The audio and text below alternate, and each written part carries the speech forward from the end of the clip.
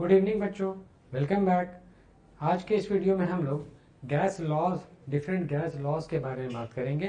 पीछे वाले वीडियो में हम लोगों ने जब चैप्टर को शुरू किया था तो उसमें दो तरह के लॉ देखा था, चार्ल्स लॉ, बॉयल्स लॉ और एवोगाड्रो हाइपोथेसिस। तीन देख लिए थे हम लोग। आज हम लोग देखने जा रहे हैं चौथा, इसका नाम है Graham's law of diffusion. Graham scientist का नाम था। डिफ्यूजन का मतलब होता है बच्चों मिलना। जैसे ऑक्सीजन, हाइड्रोजन, दो तरह के गैस आपस में जब मिलती हैं एक निश्चित अनुपात में तो क्या बनता है आप सबको पता है, H2O, जल, पानी। ठीक है।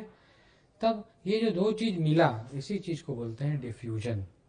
और ये डिफ्यूजन वर्ड ज़्यादा इस्तेमाल होता है, यूज होता है गैस के लिए। जब एक गैस दूसरे गैस से मिलती है तब इसको डिफ्यूजन बोलते हैं।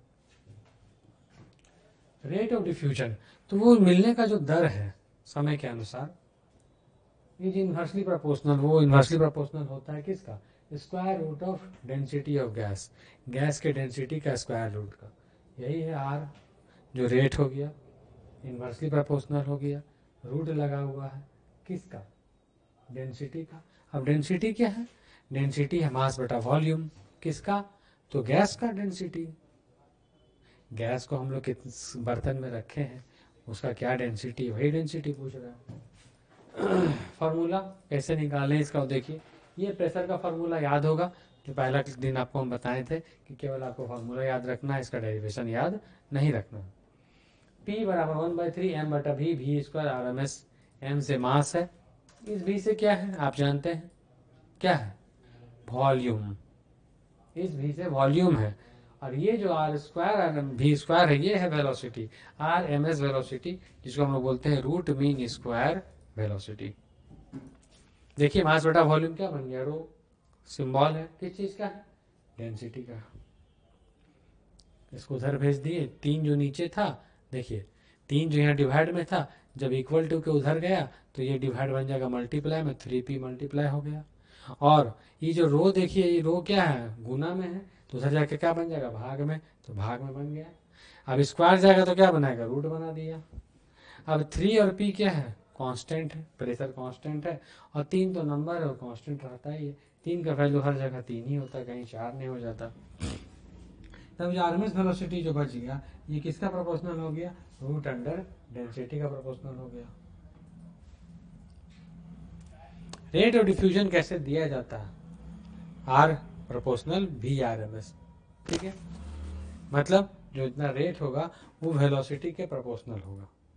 वेलोसिटी बढ़ेगा, अगर गैस तेजी से जा रहा है कहीं तो तेजी से जाकर मिलेगा, स्वाभाविक सा बात है। आप अगर घर से निकले स्कूल जाने के लिए, कॉलेज जाने के लिए, तेजी से अगर गए तो स्कूल जल्दी पहुंच जाएंगे। धीरे धीरे जाएंगे तो आप पीछे रह जाएंगे, बीच रास्ते में ही भटक जाएंगे।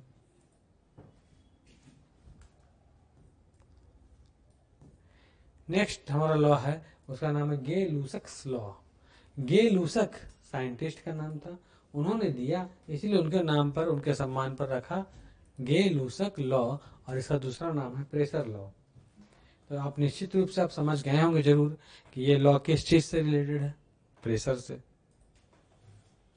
According to this law pressure जो होता है डायरेक्टली प्रोपोर्शनल किस पर होता है, टेम्परेचर पर। अगर गैस का टेम्परेचर बढ़ेगा तो प्रेशर भी उसमें क्या होगा, बढ़ने लगेगा। That is pressure of a given mass of a gas is directly proportional to absolute temperature at constant volume. Volume constant रहेगा, टेम्परेचर बढ़ रहा है तो प्रेशर भी समझिए क्या होगा, बढ़ता चला जाएगा। फिर वही फार्मूला लिए जो भी लिए थे प्रेशर वाला, हम आपको बताए थे इसके पहले वाले वीडियो में जिस दिन पहला क्लास था कि ये छोटा सा चैप्टर है और इसमें हर जगह यही प्रेशर वाला फार्मूला ही मेन फार्मूला है जो कि बार बार आएगा, हर जगह पर आएगा। आप देख रहे हैं बार बार इसका हम लोग इस्तेमाल कर रहे हैं। क्या formula, 1/3 m/v, v square R M S. अब क्या बोल रहा, कांस्टेंट वॉल्यूम। वॉल्यूम कौन है इसमें, नीचे वाला भी कि ये वाला भी, वही बताए थे थोड़ी देर पहले, जल्दी से बताइए कि ये भी और ये भी, इन दोनों में वॉल्यूम कौन सा है, आयतन कौन सा है, जल्दी से बताइए।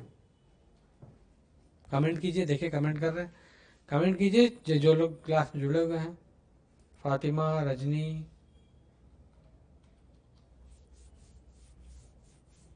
नहीं पता,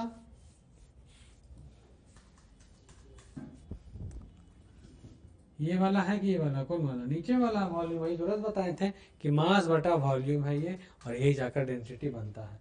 ये जो साथ में स्क्वायर वाला है ये वेलोसिटी है, एट कांस्टेंट वॉल्यूम, वॉल्यूम जो कांस्टेंट रहेगा, ये भी कांस्टेंट, ये भी कांस्टेंट, सब कांस्टेंट, तो pressure directly proportional v square R M S हो गया, क्योंकि ये भी दोनों भी कांस्टेंट, ये भी कांस्टेंट, तो सब हट गया, तो बचा कौन सी, v square R M S, वही यहाँ लिखे हैं v square R M S. इसको तो उलट के लिख सकते हैं, हम जानते हैं t पर होता है प्रोपोर्शनल। अब आप देखिए, इधर भी एक साइड बराबर, इधर भी एक साइड प्रोपोर्शनल बराबर है, ये इस पर प्रोपोर्शनल है, ये इस पर है, तो ये दोनों आपस में भी तो प्रोपोर्शनल होगा, तो वही हमने मिलाकर लिखा P proportional to temperature, pressure जो है टेम्परेचर पर प्रोपोर्शनल होता है। इसके बाद क्या किया हम लोग, इसको नीचे ले आए, इसको हटाएं तो कांस्टेंट दे दिए के। आप पढ़े हैं कि जहाँ भी फिजिक्स में प्रोपोर्शनल का साइन आ जाता है उसको हटाने के लिए क्या देना पड़ता है, कोई ना कोई कांस्टेंट लगाना पड़ता है, और साथ में इक्वल टू का साइन देना पड़ता है। तो अब देखिए यहाँ पर हम वही काम किए, यहाँ प्रोपोर्शनल का साइन था, हटा दिए, इक्वल टू लगाए। अब वहाँ पर किसी को बैठाना था, कुछ टर्म्स देना था कांस्टेंट, कांस्टेंट के हम बैठा दिए, तो पी बाई टी बराबर के निकल गया फॉर्मूला हमारा। ये निकला एक मॉलिक्यूल के लिए। अगर हमारे पास n मॉलिक्यूल हो तो हम क्या करेंगे, सब कुछ इधर से जोड़ते जाएंगे, तब अगला क्या हो जाएगा, P1 T1 P2 T2 चलते चला जाएगा। देखिए आगे लिखा हुआ, देखिए है लिखा हुआ, P1 T1 बराबर P2 T2 बराबर डैश डैश डैश अनंत तक जाएगा।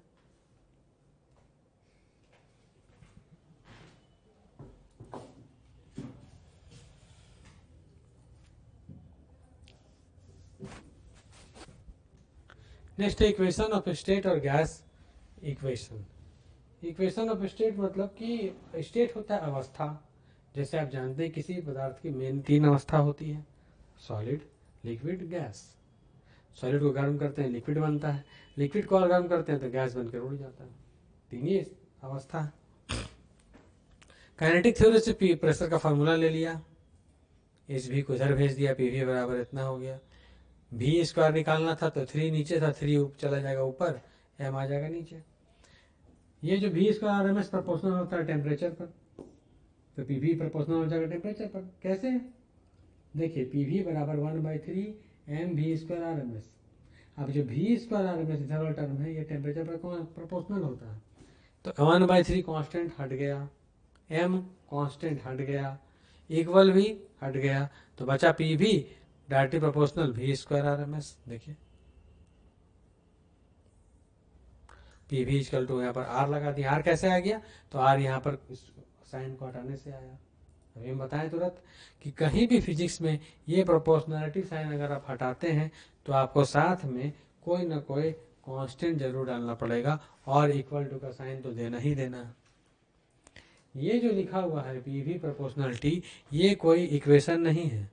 इक्वेशन हम लोग किसको बोलते हैं, जिसके दोनों साइड में कुछ क्वांटिटीज हो और उन दोनों के बीच में ये बराबर का निशान लगा हुआ हो, तब हम लोग इसको बोलते हैं इक्वेशन, समीकरण। ये जो पी वी प्रोपोर्शनलिटी है ये समीकरण नहीं है। आर हो गया गैस कांस्टेंट, एन मोल के लिए यहाँ पर एन से मल्टीप्लाई कर देंगे। अगर आपको बोलेगा 5 मोल के लिए निकालिए तो आप क्या करेंगे, 5 से मल्टीप्लाई कर देंगे। 10 के लिए बोलेगा 10 से कर देंगे। तो हमको बोला एन मोल मतलब अनंत मोल के लिए, तो उसको हम एन से गुना कर दिए, आगे निकल गया formula P V equal to N R T.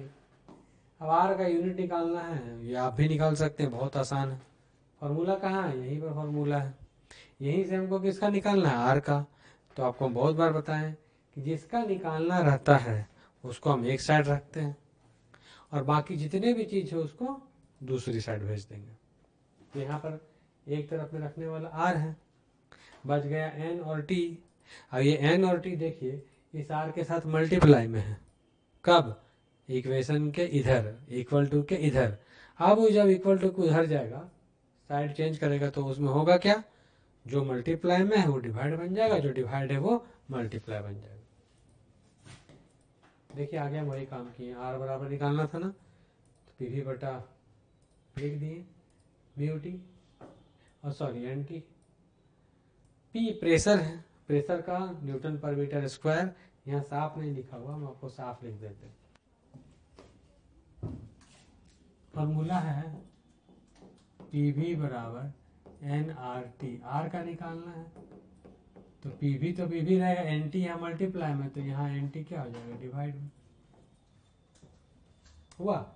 P से है प्रेशर, तो प्रेशर का फॉर्मूला होता है फोर्स बटा एरिया, न्यूटन बटा मीटर स्क्वायर। इसको सेम लिखेंगे, न्यूटन पर metre square into V. V से क्या है बच्चों बताएं तभी, वी से क्या है, वॉल्यूम। जब आरएमएस लिखा रहेगा तब वेलोसिटी बोलना, केवल वी लिखा हुआ तो यहाँ पर वॉल्यूम है। अब बताइए वॉल्यूम का यूनिट क्या होता है, वॉल्यूम आयतन का मात्रक क्या है। कैसे हम किसी कमरे का आयतन निकालेंगे, इसी रूम में हम बैठे हुए हैं, आप अपने घर में बैठे हुए हैं, जिस कमरे में है आपको बताना है कि उस कमरे का वॉल्यूम कैसे निकालेंगे, क्या करेंगे, जल्दी से बताइए। कुछ बच्चे कमेंट कर सकते हैं, बताइए कमेंट जिनको करना है। क्वेश्चन है कि आप जिस रूम में बैठ के पढ़ाई कर रहे हैं, अगर आपको उस रूम का आयतन घनत्व तो पूछ दिया जाए तो आप कैसे निकालेंगे, क्या फार्मूला होता है। आप पढ़े हैं, आपको याद भी है, लेकिन थोड़ा दिमाग पर जोर लगाइए। यहाँ पर वॉल्यूम हमारा आके आ गया, हम उसमें अटक गए। वॉल्यूम का मतलब क्या हो गया, लंबाई चौड़ाई और साथ में क्या होना चाहिए, ऊंचाई।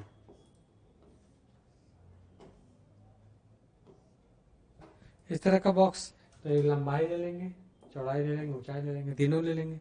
तो ये लंबाई भी मीटर में ना पाता है, ये भी मीटर में ना पाएगा, ये भी नहीं मीटर में ना पाएगा, तो क्या फार्मूला बनेगा, वॉल्यूम का फार्मूला होता है लंबाई गुने चौड़ाई गुने ऊंचाई।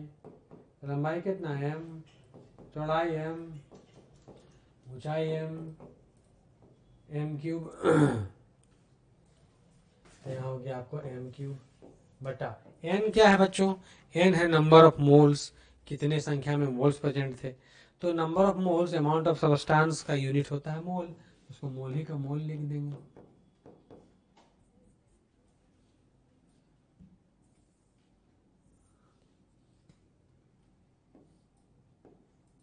इनटू नीचे कौन चीज है, टी है, यहाँ देखिए टी है, टी फॉर टेम्परेचर, और टेम्परेचर किससे मेजर करते हैं, केल्विन में, याद रखिएगा, डिग्री सेल्सियस नहीं बोलिएगा।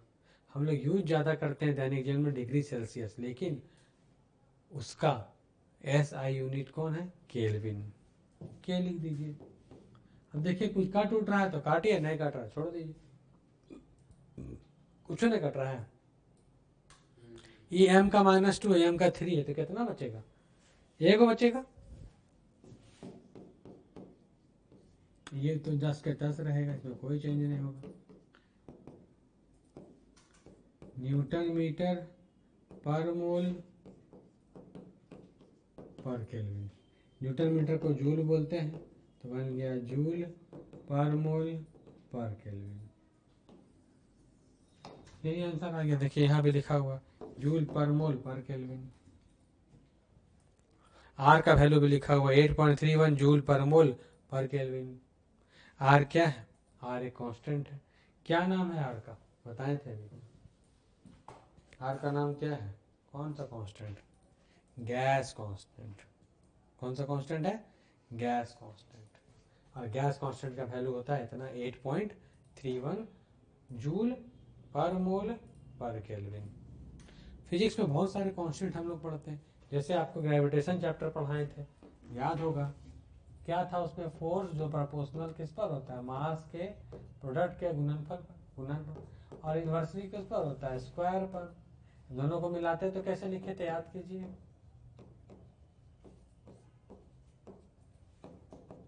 ये हटेगा तो इक्वल टू आएगा, और कोई ना कोई कांस्टेंट आएगा, तो कांस्टेंट आएगा जी m1 m2 बटा में आर स्क्वायर। ये यहाँ पर जी आ गया आपका universal gravitational constant capital G, और यहाँ पर आर है आपको गैस कांस्टेंट, ठीक है। तो यहाँ से हम लोग आर का वैल्यू निकाल लिए, आर का हम लोग यहाँ पर यूनिट निकाले, आर का यहाँ मैग्नीट्यूड लिख दिए, वही यूनिट यहाँ भी लिखा हुआ, देखिए आगे बढ़ते हैं। टी का वैल्यू बैठा है 273 केल्विन, प्रेशर लिए 1.01 10⁵ न्यूटन पर मीटर स्क्वायर, वॉल्यूम 22.4 स्टैंडर्ड होता है, सारा वैल्यू को जब बैठा दिए तो हमारा वैल्यू आ गया 8.31 जूल पर मोल पर केल्विन। आर का वैल्यू सबको कैसे आया, आर का वैल्यू वो आपको बैठाने के लिए ये सब बताए हैं कि जो आर का वैल्यू 8.31 है ये आया कैसे। ये यहाँ पर देखिए सारा वैल्यू को पुट किए तब ये हमारा यहाँ पर आया है। ठीक है, नेक्स्ट हमारा बोल्ट्जमैन कांस्टेंट, ये है नेक्स्ट टॉपिक।